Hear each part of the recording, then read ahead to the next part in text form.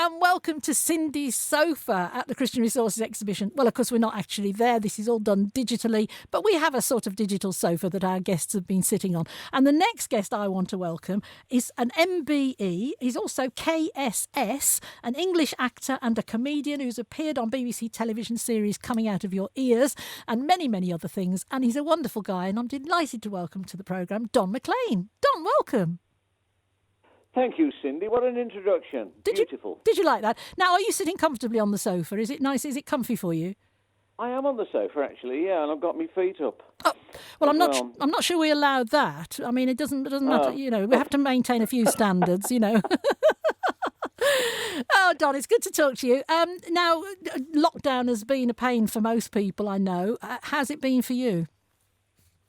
Well, I've got to be honest, say I found it quite difficult, but I mean, I understand it.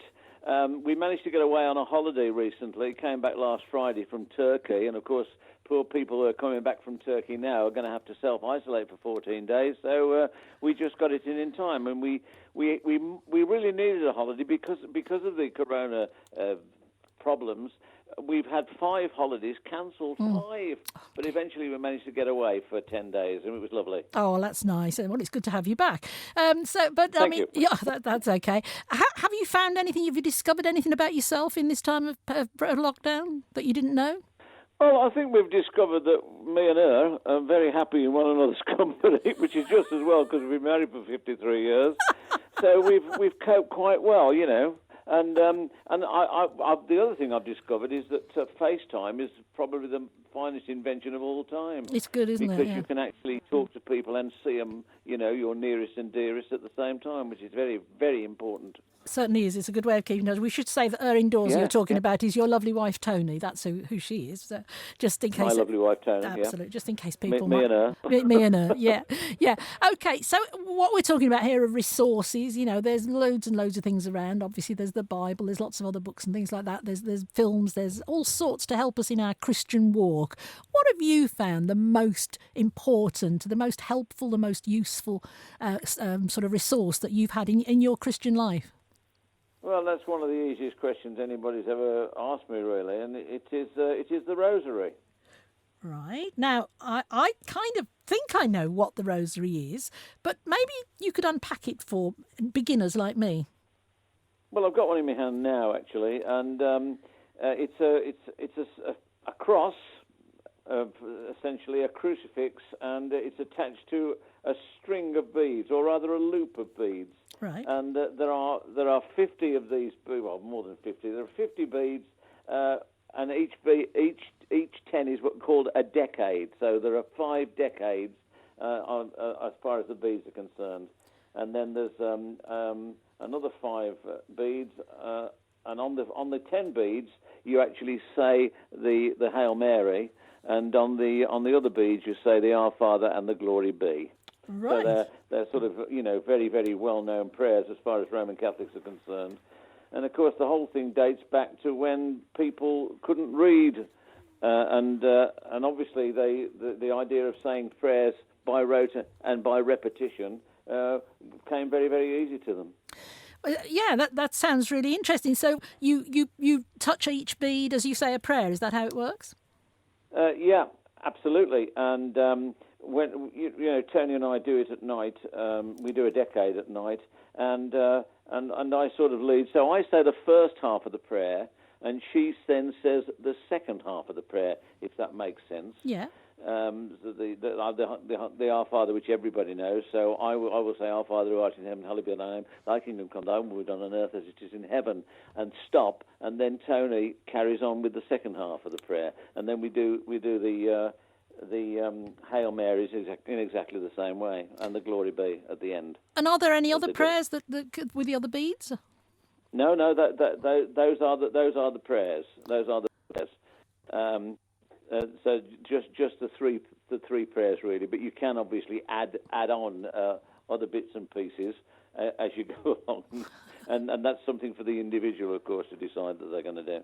And do you find that you add on things at the end, maybe? Well, at the end, we always sort of say, Lord, we offer up our rosary tonight for, and then it's obviously things that have happened either to us or to people that we know that need our prayers. And sometimes it's sort of a national event, like the terrible happenings in the Lebanon recently. So something that's in the news, or we pray for COVID and for people who died of COVID and that sort of thing. So that would be more general.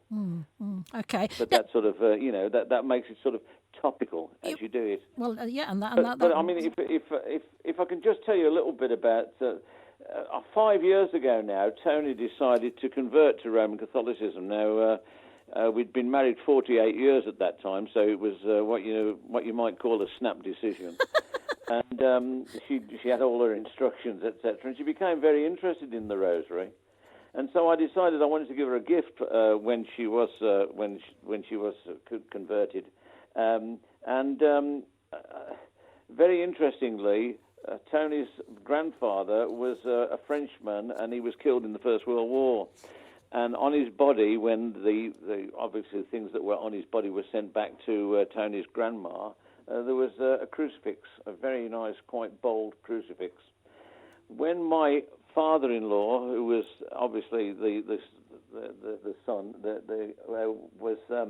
when he died, my mother-in-law gave me this crucifix, which was black and tarnished and everything, and I said to him, "Well, thank you very much," and I put it away. I didn't know why, but I knew it would come in handy sometime, and it did, because what I then did when Tony was converted to Roman Catholicism 5 years ago, I bought a very, very nice rosary, a large rosary, and I took the cross to a jeweler who actually revived it so that it looked absolutely brand new, and put it onto the set of rosary beads that I've got, and that's what she uses now. How lovely! And obviously, it's very, very important to us.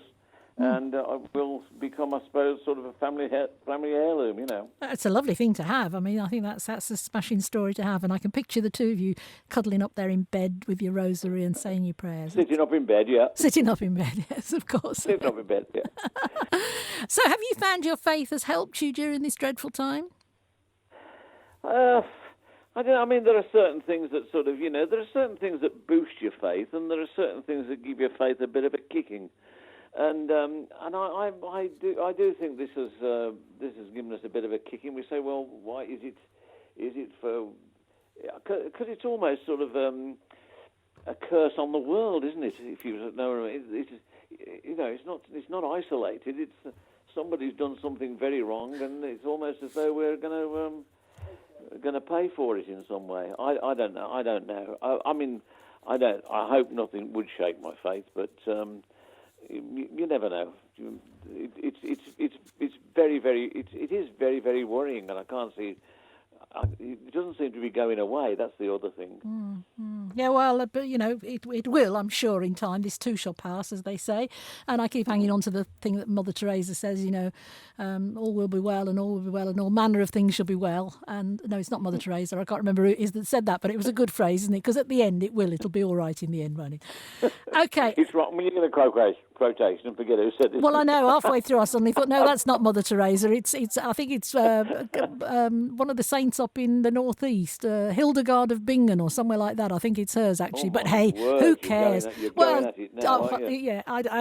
No, it's somebody. Somebody famous once said it. That's the thing. So, do you ever, Don? Do you ever regret? No, Cindy Kent said it. No, that's right. Absolutely, yes. Do you ever regret giving up your job as a civil servant in the Inland Revenue? Oh, blimey, no. I hated and detested it. It was horrible. And I've got the greatest admiration for people who sit in an office every day, particularly civil servants, who I think everybody thinks are on easy street. But in my experience, they are grossly overworked. Yeah, I guess. No, I couldn't have done that. Well, you have a successful career as a comedian, and it's been great talking to you. I've been one of the luckiest blokes on earth. I mean, I've spent my life doing exactly what I wanted to do, and obviously everybody's career has its ups and downs, but I'm still doing it even now. Although, will I ever do it again now? Because theatres are closed. I'm getting older. I used to work on cruise ships. I entertained on 4 cruise ships last year. The cruise business is, well, it's off the charts now, isn't it? I don't know whether that'll ever revive. It'll take years to get back to what it was before. Well, we'll have to wait. The one thing we do know is that God's in control, and He knows what He's doing, even if we don't. No, that's a bit worrying, isn't it? No, I think it's probably better that He's in charge than anybody else. Don, it's been a pleasure talking right. to you. Yeah, great to talking to you. Government, they don't know. They ain't got a clue what they're doing, are they?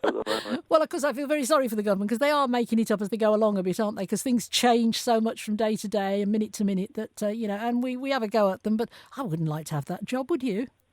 Well, no, and in their defence, I must say there is no precedent for this. It's not happened before, so they've got nothing to learn from, have they? Yeah.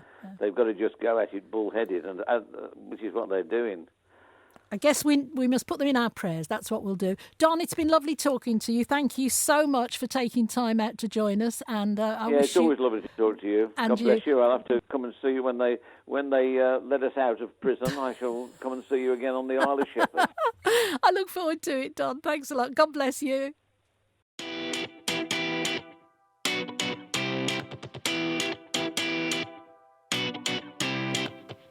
Nothing beats sitting on it, hearing it, tasting it, wearing it,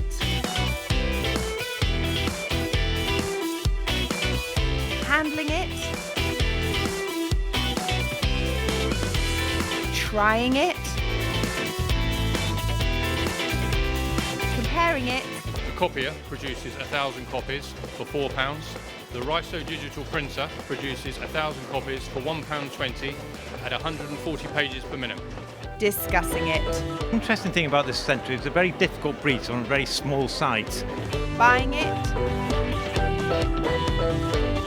Recommending it. I definitely recommend it.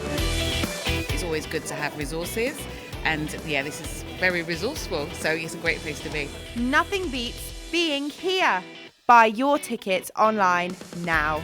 creonline.co.uk/tickets.